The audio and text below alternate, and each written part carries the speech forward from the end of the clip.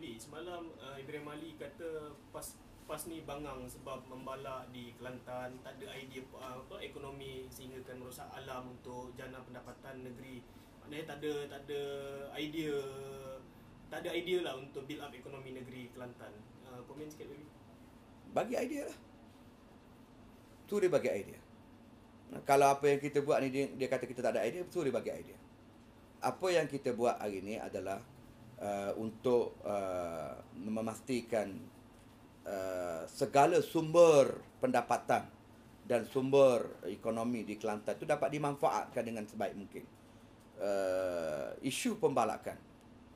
Sebenarnya membalak ini adalah merupakan satu perkara yang biasa bagi sebuah negeri yang sumber ekonomi mereka ialah balak sebagai salah satu daripadanya. Yang salah itu kalau sekiranya melebihi had yang dibenarkan, mengganggu alam sekitar, merosakkan alam sekitar dan juga melanggar peraturan-peraturan yang ditetapkan oleh pihak Jabatan Perhutanan dan seumpamanya. Sehingga hari ini perkara itu tak berlaku di negeri Kelantan walaupun ada tuduhan.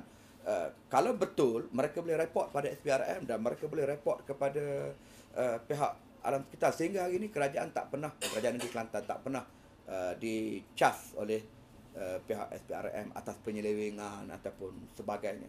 Maknanya pembalakan di Kelantan tak merosakkan alam sekitar lah.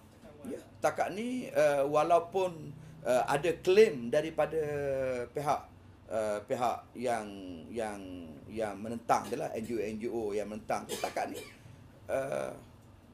terkawal lah.